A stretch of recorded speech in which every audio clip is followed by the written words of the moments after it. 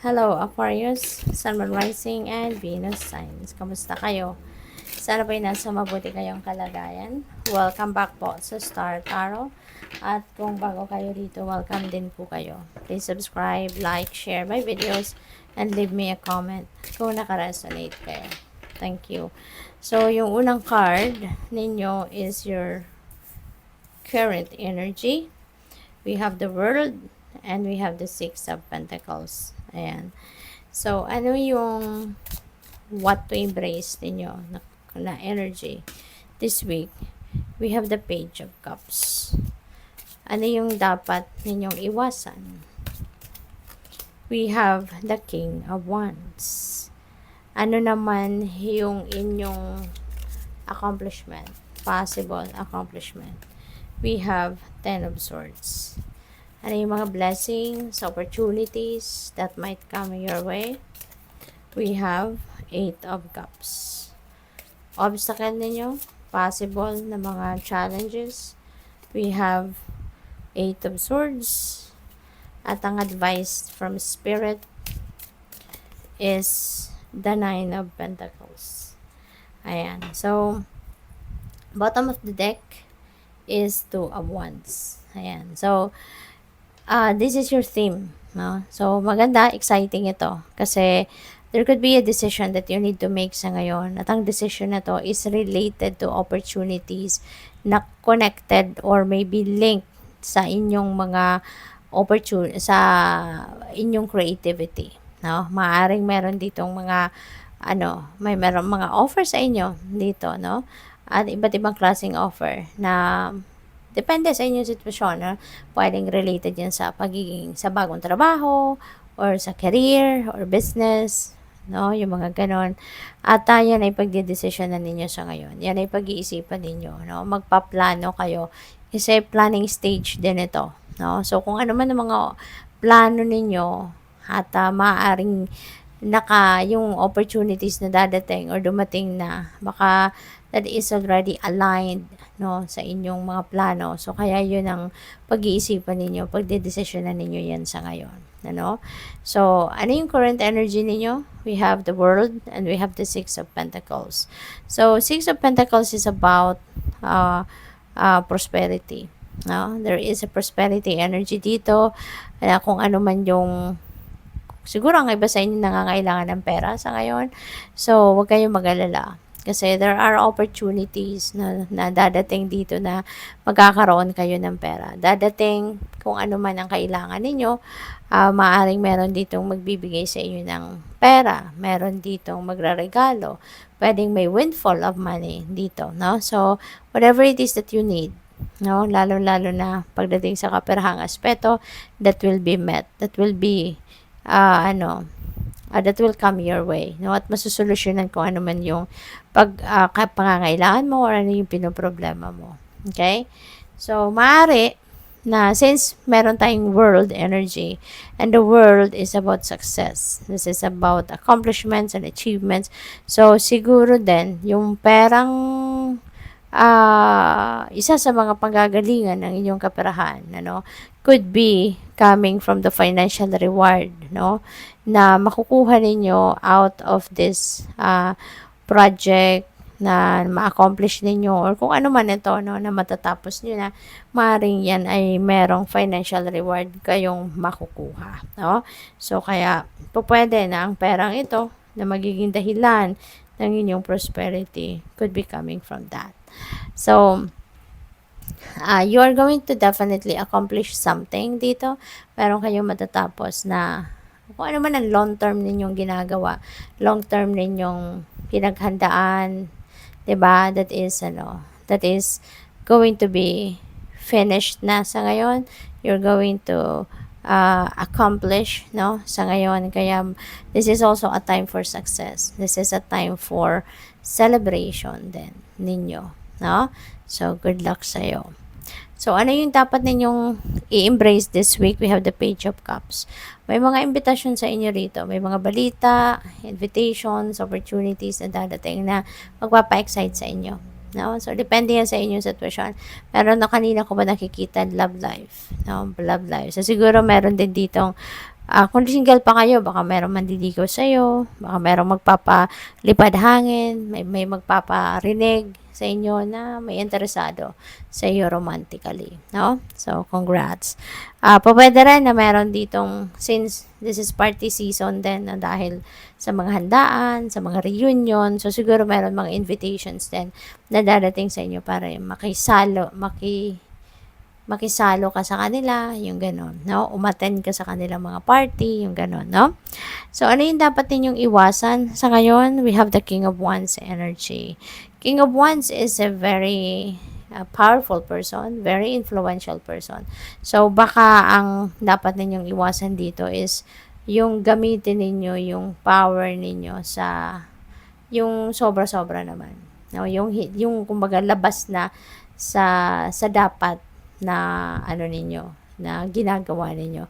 There could be abuse of power, 'di ba? Baka magkaroon kayo ng tendency na magawa ng maabuso ang inyong kapangyarihan, yung gano'n. Kaya yun din ang dapat ninyong iwasan. Alright?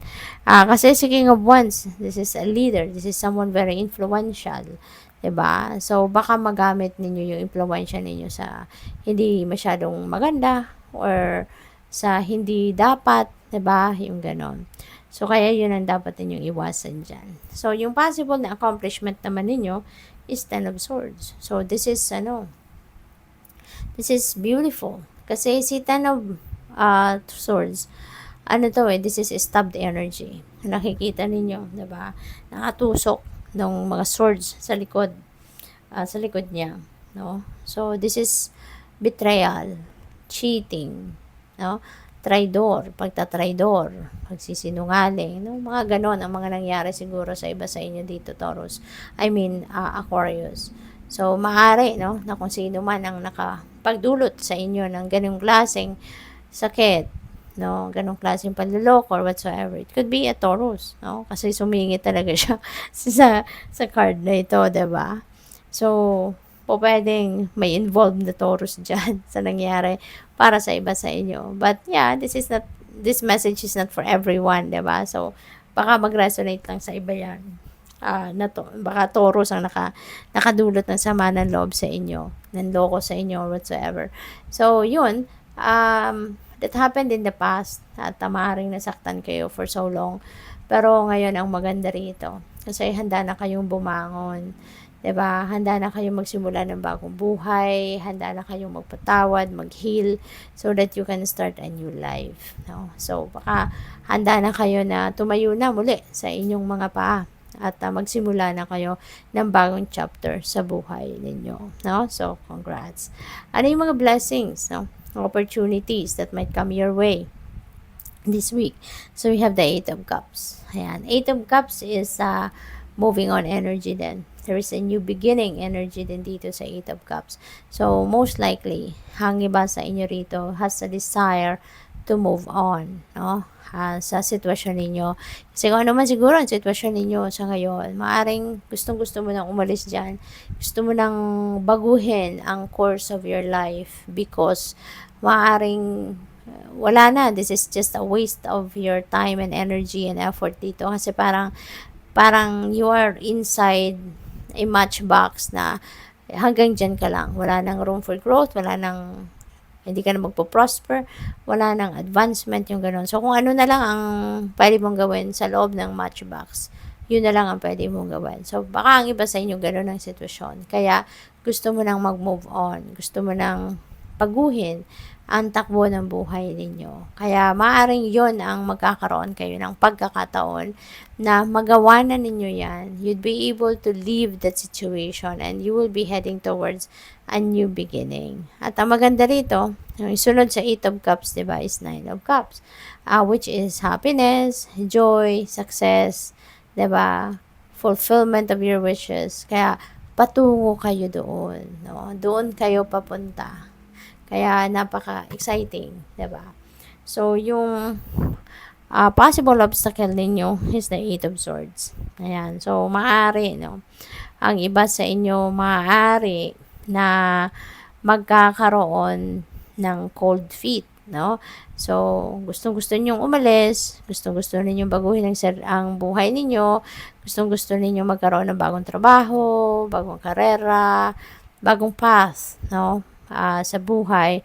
Pero siguro, ang iba sa inyo, merong mararamdamang pagtigil, pag-procrastinate, no? Maaring for whatever reason, baka may fear, all of a sudden magkaroon ng fear, all of a sudden magkaroon ng discomfort, diba? Baka mag-worry, or yung gano'n, or baka may stress kayo sa pag-iisip na kung anong magiging journey ninyo, ang kakahinatnan ninyo, yung gano'n, no? So, yun ang maaaring maging obstacle ninyo. Kaya po pwedeng ang iba sa inyo magkakaroon ng challenge kung papaano ninyo ito gagawin. 'Di ba? Kung aalis na kayo dyan or hindi. So, pwedeng ganon. Nine of Pentacles is the advice from Spirit, which is really beautiful. Kasi si Nine of Pentacles is wealth coming your way. Magkakaroon na kayo dito finally ng comfort, financial freedom, financial prosperity and abundance, no? Pwedeng ang iba sa inyo magganitong sitwasyon na kung ano yung pinaghirapan ninyo, ano yung mga pinagtrabahuan ninyo in the past, ito na ang bunga. Maaanihin mo na yung bunga nito. Magkakaroon na kayo ng financial reward. You will be, siguro ang iba sa inyo dito, baka makakakuha na ng huge amount of money, 'di ba? Or baka magkakaroon kayo ng promotion. So pag na-promote kayo, syempre, mas lalaki ang take home pay ninyo, 'di ba? Mas lalaki yung bonus ninyo. Kaya mas marami, no? Yung pera may uuwi ninyo eventually. So that's good. Tingnan natin kung anong final message ni Aquarius.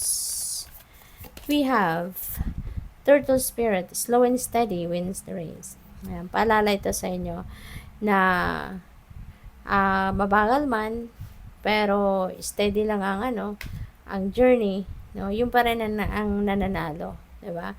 Yung naging sigurista ka, ikaw pa rin ang mananalo.